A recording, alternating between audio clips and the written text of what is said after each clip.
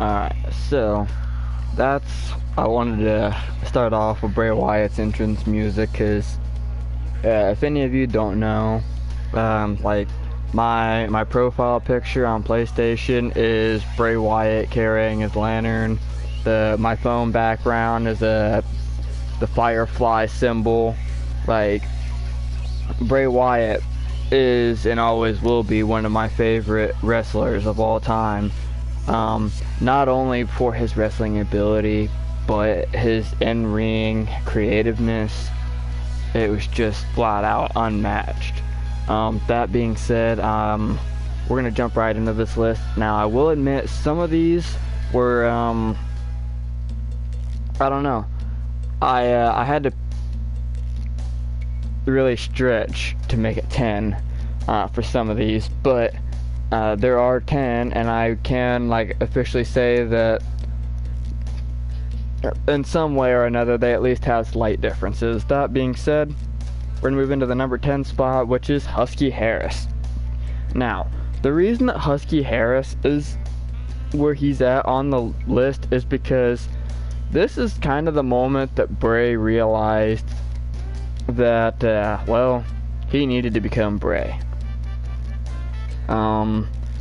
He had been in the wrestling arena a little bit before this, under another gimmick and then Husky Harris, but it just wasn't really working for the guy.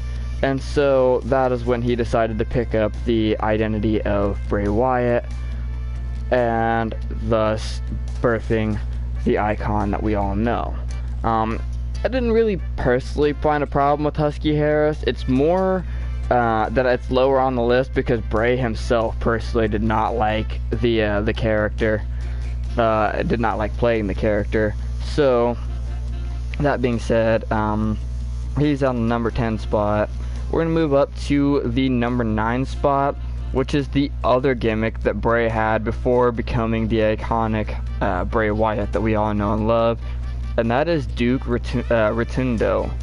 Now, his real name is Rotunda instead of Rotundo, but this is kind of like I don't know, the closest you could get to Bray wrestling under no false pretenses. There's no character, there's no story. This is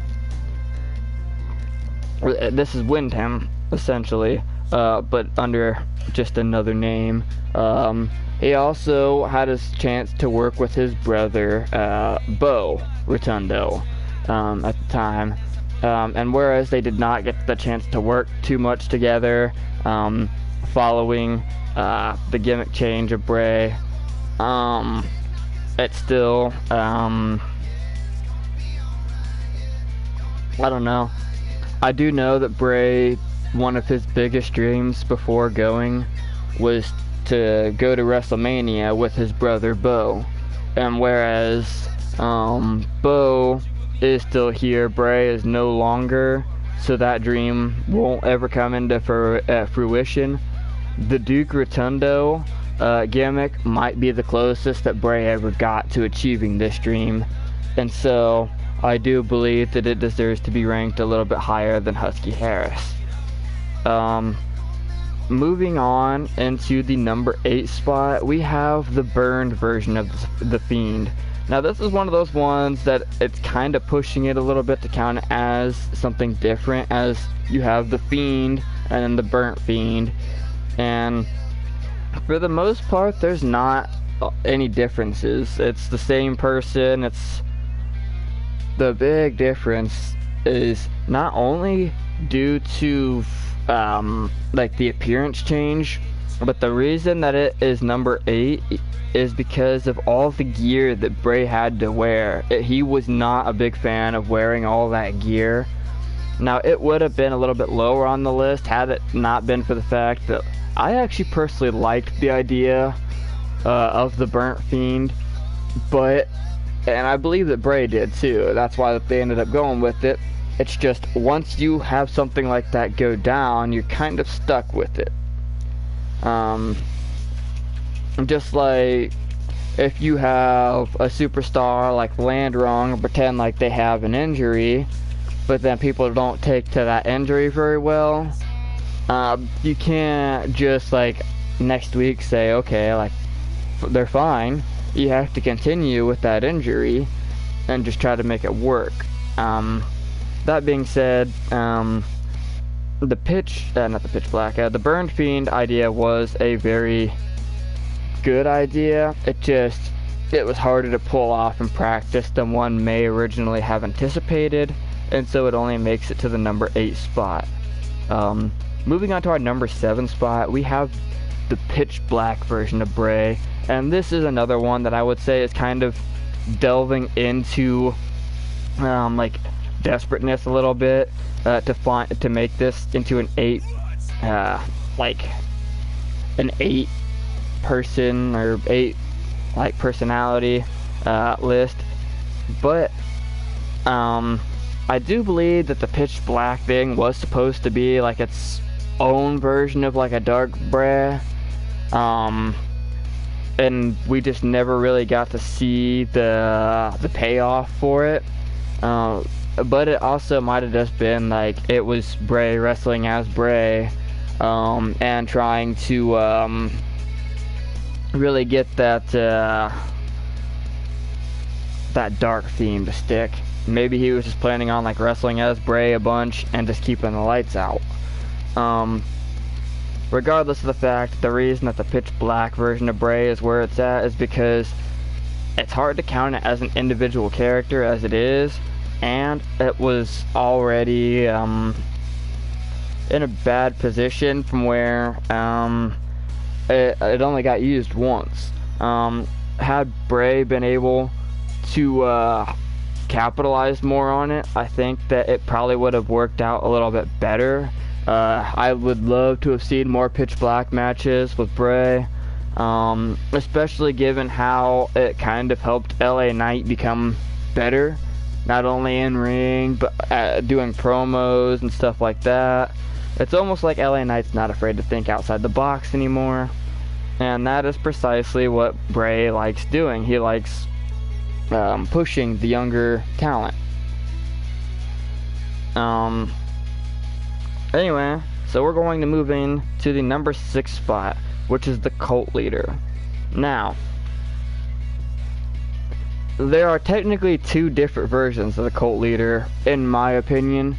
You have the original Cult Leader, which was the original version of the Bray Wyatt character, who was going out and talking to people in the woods, and one of these people was Luke Harper. And I will say that like when he started doing the Luke Harper and Eric Rowan thing, it became something else. Only slightly something else, but it did become something else other than like an entire cult leader, I guess. Because a lot of the followers that he had then just don't seem to pop up anymore. That's why I counted it as a second different thing. Anyway,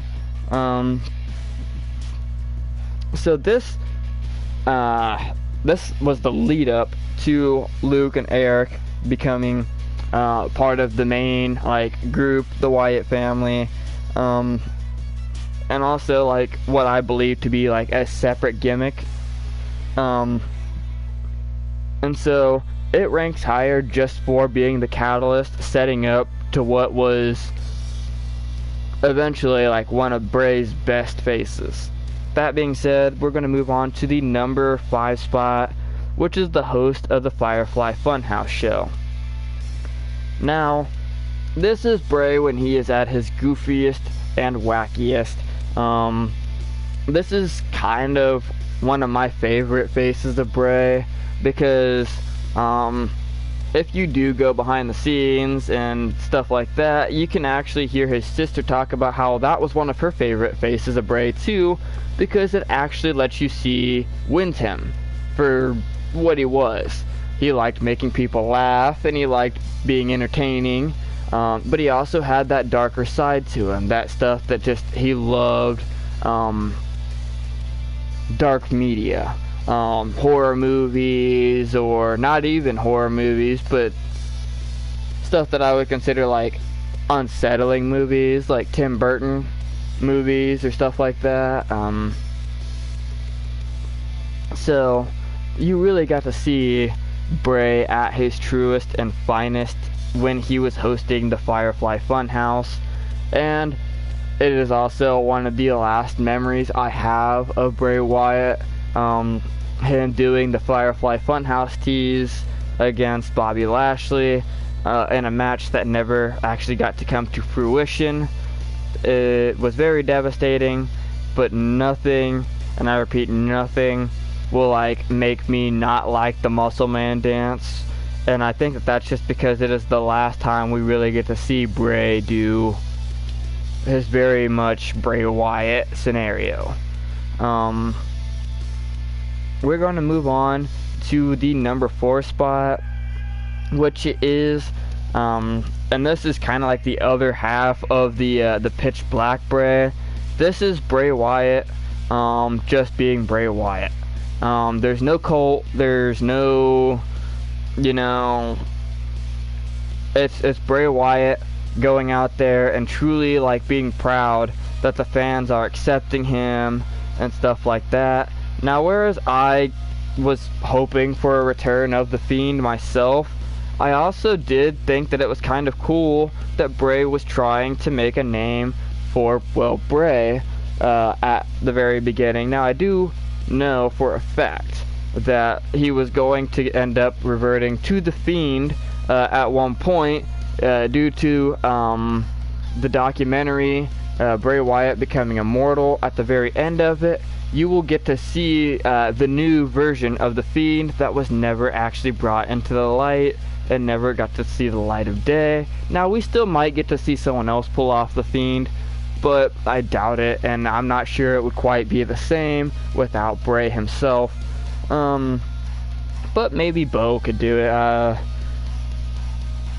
Anyway, we're going to move on to our number 3 spot, which is the Eater of Worlds, aka the Mastermind, and also like what I consider the more evolved form of the cult leader. This is when Bray really started to get creepy, really started to, you know, hint at people like things are going to happen.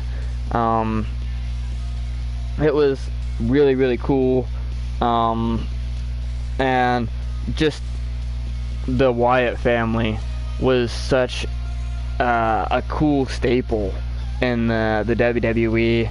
They've never really had anything quite like it since. Karrion Kross has tried to have something like that with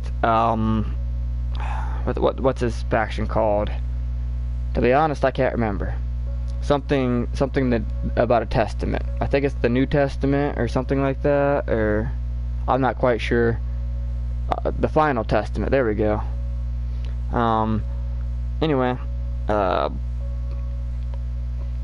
so yeah, nobody's really pulled off anything like the Wyatt family since, and the Wyatt 6. I understand why people are concerned about it, but I've got hopes. I really do.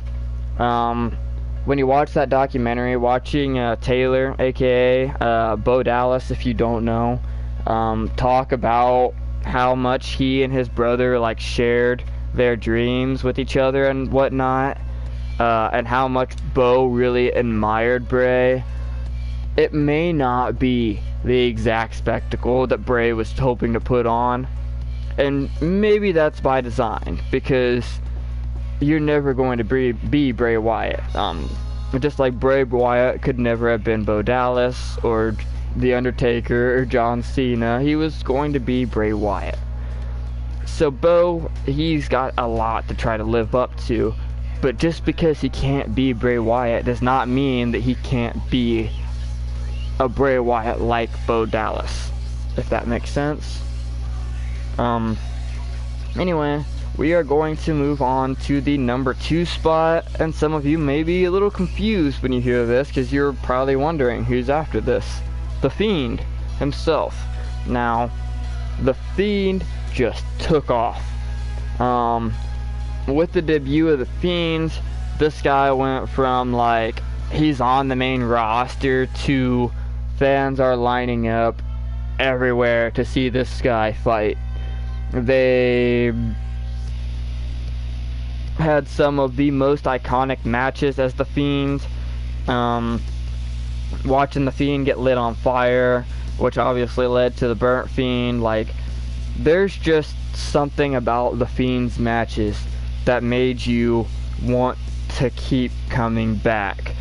Kind of like The Undertaker, and I think that is why The Undertaker, and I don't know if that's exactly what he whispered into Bray's ear, but I do believe when The Undertaker whispered into Bray's ear, he was actually like more or less telling him, like, you are the new face of fear, because The Undertaker's retired. He may come in, he may make an appearance, he may even do a tombstone on somebody, like, for old time's sake, but in terms of, like, in-ring action, watching somebody come out week after week, The Undertaker's run is over, and Bray Wyatt could have taken over if not for the unfortunateness of his death. The Fiend being the strongest of the characters that Bray has ever embodied, and it also kind of led to his downfall when the Fiend failed to beat John Cena, with Alexa Bliss's turning on him. But that's all here or there. We're going to move into the number 1 spot, and this one you guys might kind of get in my shit for, because it's not necessarily a character. It's Wyndham Rotunda himself, and the reason that it's the number 1 spot is because realistically, the Fiend, the Eater of Worlds, Bray Wyatt, the Cult Leader, Duke, Husky Harris, Porcus the Pig, all the puppets in the Firefly Funhouse, none of those would have come to fruition if not for this one man. And you can say that, like, WWE could have went without it, and maybe they could have, but I wouldn't have wanted them to.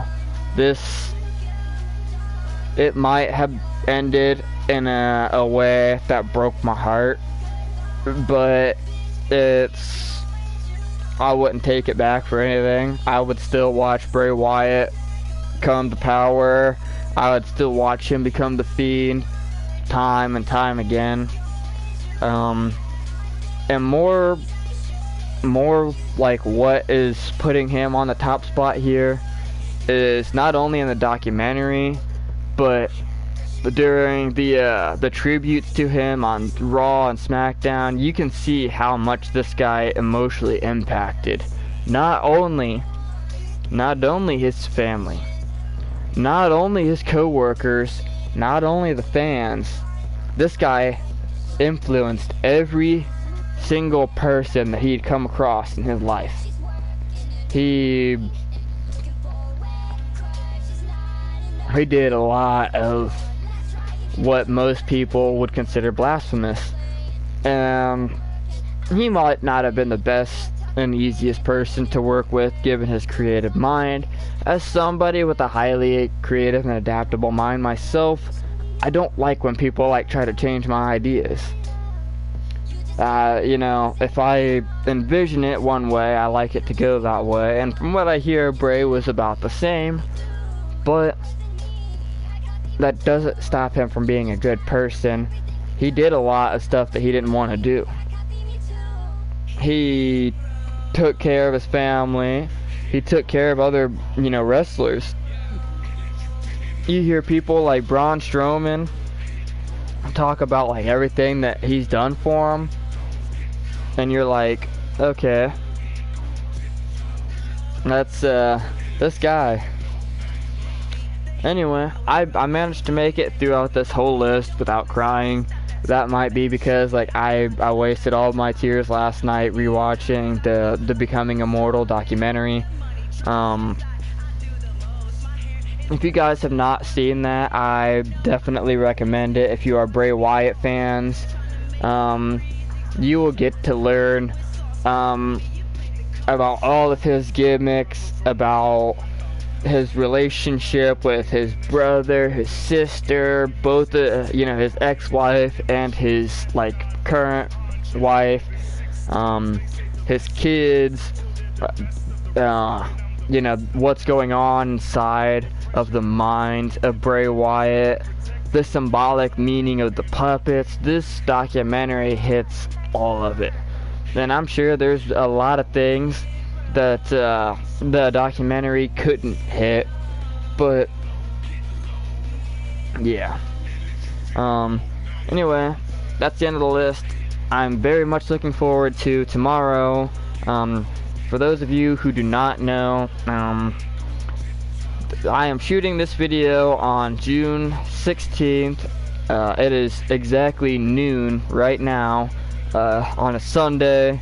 It is 2024, and tomorrow is what I believe to be the introduction to the new staple, the Wyatt 6. Now, I don't know. I really don't, if this is true or not, because they didn't come right out and say the Wyatt 6 will appear on Monday Night Raw. No. You keep getting these QR code teases, and I actually have a QR code scanner on my phone because it's an older model that doesn't have one of those automatically in it. But I actually installed that specifically for like Bray Wyatt teases. And then of course when he passed away, I thought about uninstalling it, but Bo is continuing it. And so if you scan the QR codes, specifically the one that happened on I believe it was SmackDown, you'll get a timer that says you refused salvation, the reckoning is inevitable, and there's a timer on there that for me at this current moment has 1 hour, not 1 hour, 1 day, 7 hours, 57 minutes, and 44 seconds. Now,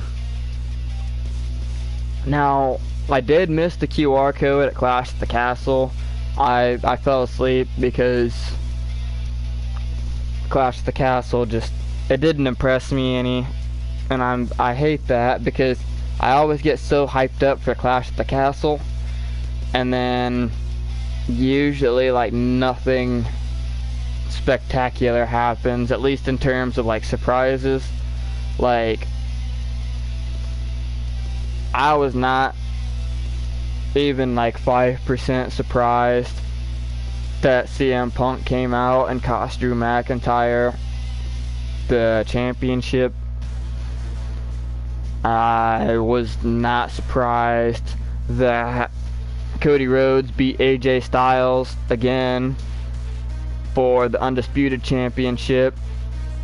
I was not surprised that Piper Niven failed to knock down Bayley for the Women's Championship. The only one that kind of did surprise me was Alba Fire and Isla Dawn managing to take the championship from Bianca Belair and Jade Cargill. I thought if anybody was taking it, it was going to be Zoe and Shayna, because they are one of my favorite tag teams, which, don't get me wrong, I love the tag team of Isla Dawn and Alba Fire too. I just was not expecting them to take a victory that night. I really wasn't. Out of everyone that like was there for their hometown, they were like the ones that I was like, okay, you're not getting a victory here, and they were the only ones that did. I suppose I might as well touch up on the last match too, because there's only one more. Chad and Sammy didn't really surprise me either. This match has happened, I think, 3 times now, and every single time Chad has lost, Sammy came out on top. So at this point, like, they're either gonna have one more feud where like Chad's gonna end up with the title, or this was the final one, because I noticed that they like doing their trilogies. Other than that, though, Clash at the Castle was a bit disappointing. So, I'm really hoping that, like, you know, this this Monday Night Raw is gonna stick out, because nothing gets me more excited than a Bray Wyatt tease for wrestling. Like, I know that they've been selling out a lot of shows here recently, but the big thing about, like, selling out the shows is I don't feel like they're doing much with it in terms of, like, I don't know, we was promised new shit when TNA took over.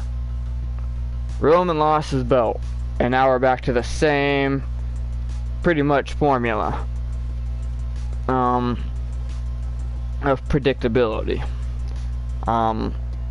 So yeah, that being said, that's where I'm at on that. I have talked wrestling about enough for one video. Well, I could honestly go on and on and on, but I'm sure you guys are probably, like, ready to get out of here. I finished the Bray Wyatt thing a while ago. So, hasta la pasta, see you later. I hope you have a fantastic night. Let me know which version of Bray Wyatt really captured your heart. Which version of Bray Wyatt you think deserved the top spot. Let me know if I missed any. Because I don't think so, but there's a possibility I missed one or two. You know, Bray had a lot of characters throughout his career.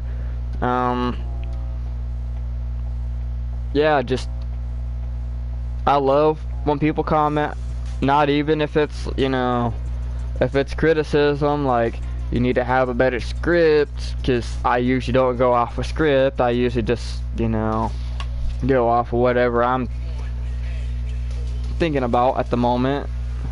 But yeah, comment below.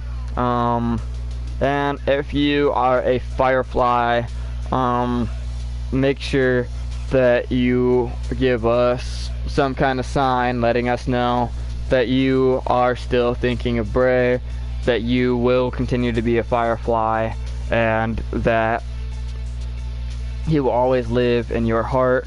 I will leave you guys with one message before I, like, officially stop the video. And that, oh, okay, never mind.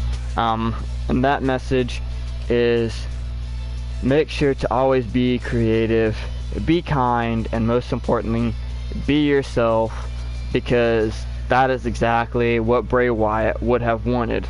Bray Wyatt was all of these things all of the time. He was creative, kind, and always himself.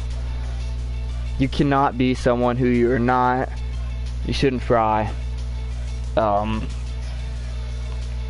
if you consider yourself a freak, if you consider yourself to not fit in, you're accepted. Not just by Bray, but all of the Fireflies. We feel the same. So, that being said, hasta la pasta. See you later. I hope you have a fantastic night. This is Avon Clark signing off. Make sure that, oh, never mind. I was gonna do a Bray Wyatt, like, run, but I don't think I could do it much justice, so